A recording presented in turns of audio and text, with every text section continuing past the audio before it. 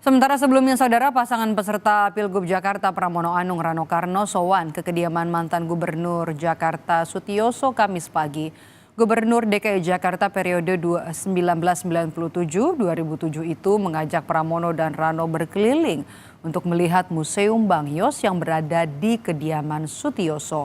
Bakal calon gubernur Jakarta Pramono Anung mengingat Bang Yos sebagai pemimpin yang tegas namun tetap mendengar aspirasi warga. Dirubah menjadi Islamic Center. Jadi tempat yang dulunya disebut dengan haram jadah menjadi tempat sajadah. Inilah Bang Yos yang melakukan. Termasuk kemudian pemagaran Monas itu bukan sekarang-sekarang. Bang Yos waktu pemagaran Monas itu demo terus-menerus dilakukan. Tapi ya namanya Bang Yos kalau udah punya keyakinan ya beliau maju aja. Walaupun waktu itu demonya luar biasa, termasuk yang akhirnya demonya terakhir-akhir menjadi teman kita semua. Sementara itu, saudara bakal calon gubernur Jakarta Ridwan Kamil menyambangi kediaman Wakil Presiden ke-10 dan ke-12 Republik Indonesia Yusuf Kala. RK tiba seorang diri tanpa ditemani bakal calon wakilnya Suswono. Mantan Gubernur Jawa Barat itu melakukan pertemuan tertutup dengan JK selama sekitar 1 jam dan mengaku mendapat wejangan dari JK untuk menyelesaikan masalah kekumuhan yang bisa jadi salah satu indikator keberhasilan mengelola Jakarta. Orang pintar ya, dan penuh dengan pengalaman, arif bijaksana, sehingga saya perlu mendapatkan arahan wejangannya dari beliau. Kunci membereskan Jakarta adalah mengatasi kekumuhan. Jadi itu yang akan jadi prioritas saya juga. Kekumuhan, permasalahan utama, diberi solusi perumahan dengan berbagai inovasinya, insya Allah itu menyelesaikan setengah masalah Jakarta.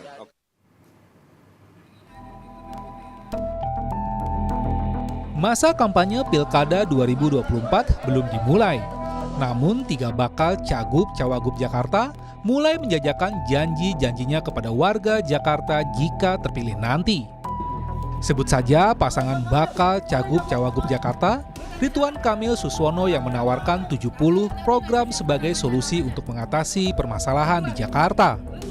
Mulai dari memperbanyak pohon di wilayah Jakarta yang gersang, hingga program curhat via aplikasi dan mobil curhat.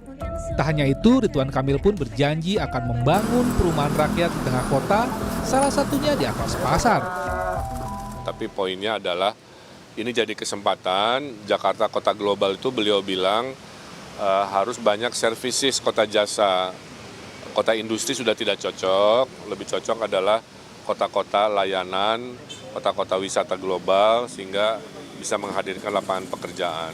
Jadi saya kira itu juga akan jadi perhatian karena pengangguran memang jadi salah satu objek di hasil survei problem kita. Sementara bakal Cagup Jakarta Pramono Anung masih enggan membeberkan programnya untuk Jakarta. Pramono menyebut programnya akan disampaikan secara detail usai penetapan pasangan calon oleh KPU. Meski demikian, Pramono tak sungkan melanjutkan program-program pendahulunya bila dipercaya memimpin Jakarta. Dari sebuah proses komunikasi yang saya sampaikan berulang kali secara terbuka bahwa politik yang akan saya lakukan dalam Pilgub Jakarta ini adalah politik yang merangkul kepada siapa aja. Itu terbukti dengan ketua tim pemenangan aja udah lihat Cak Lontong kan udah tersenyum pasti gitu ya.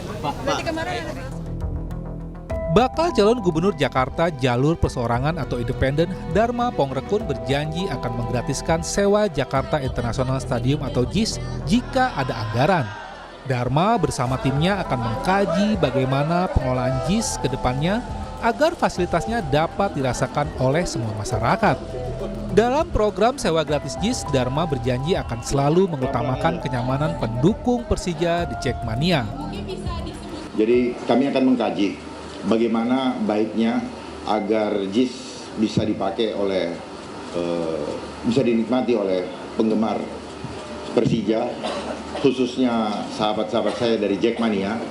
Kalau memang memungkinkan anggaran ada, maka kalau perlu kita gratiskan. Pilgub Jakarta akan diikuti 3 pasangan calon, yakni pasangan Ridwan Kamil Suswono, Pramono Anung Rano Karno dan Dharma Pongrekun Kunwardana. Masa kampanye akan dimulai pada 25 September hingga 23 November 2024. Tim Liputan Kompas TV.